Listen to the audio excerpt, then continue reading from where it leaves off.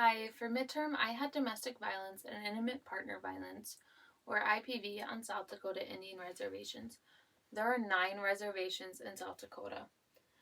Domestic violence can be verbal abuse, physical violence, restricting resources such as money, emotional manipulation, stalking, or pressuring a partner to have sex. In South Dakota, physical violence is the most common form. IPV can be psychological aggression, stalking, physical violence, and sexual violence.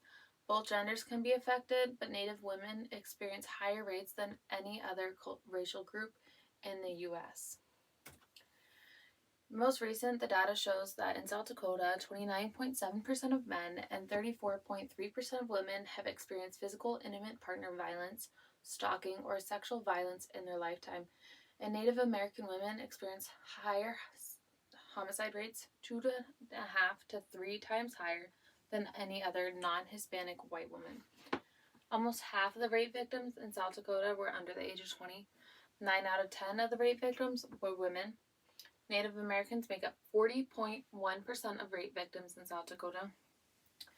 In 2023, the rape rate was 50.3.1 per 100,000, and it's the 10th highest rape rate in the U.S.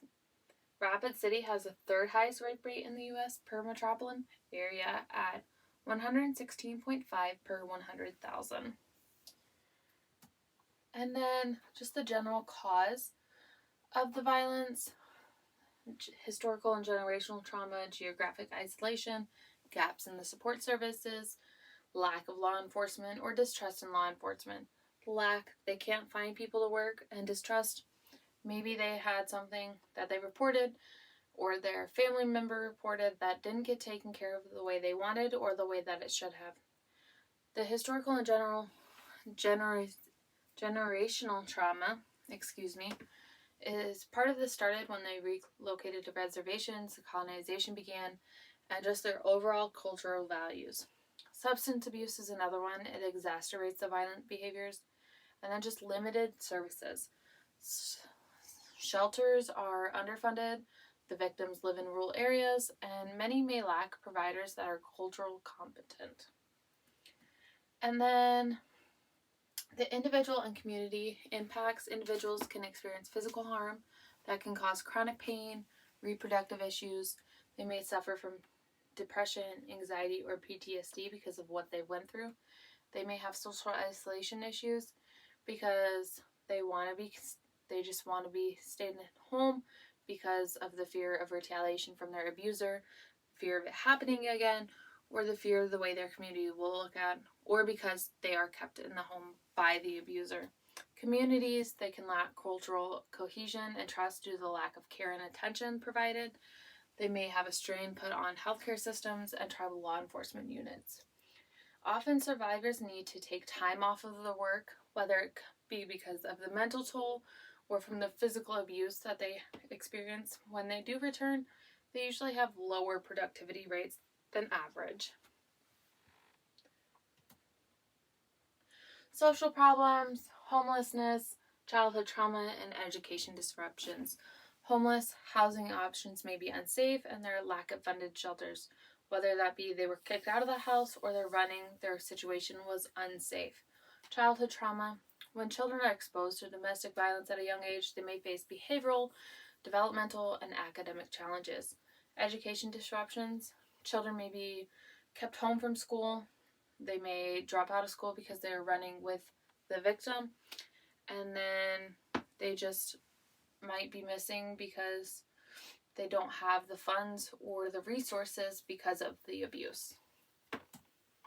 Laws and codes. There's a whole section in South Dakota that covers it. It is 25-10, Protection from Domestic Abuse. This is not even all of it. There are laws and codes, but underreporting is common due to retaliation and their cultural stigma. In South Dakota, officers are required to arrest a person if they suspect domestic violence and there's probable cause that the crime was committed.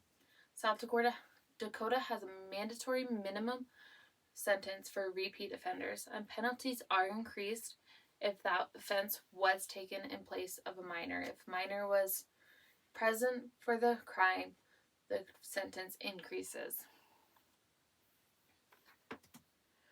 The law provides domestic violence court.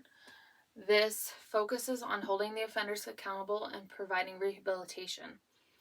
There's the Domestic Violence Diversion Program, which allows first-time offenders that are nonviolent and nonviolent only to receive education and counseling instead of criminal charges. And then VAWA, or Violence Against Women Act, this allows some tribes to now prosecute someone who is non-native if that crime happened on the reservation or they found that person and it was a tribe member that the crime was committed against and they are found on the reservation. And then I have,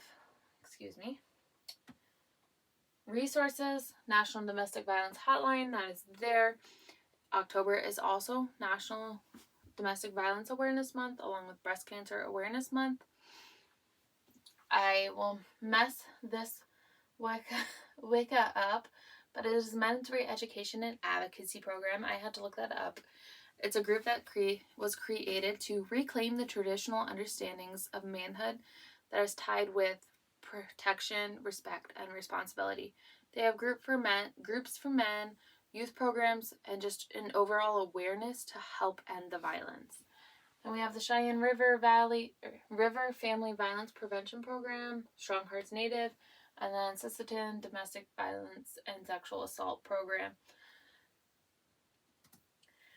Closing points: domestic violence and intimate partner violence on South Dakota reservations is a real problem, and it's not just an isolated problem. Everywhere in the state struggles from it. And then we have the resources. They need better funding to provide better care. And education, we need to be better educated and providing better education to providers to give culturally competent care. And my question to you is, do you think it is a problem in the state of South Dakota, and what do you think can be done about it?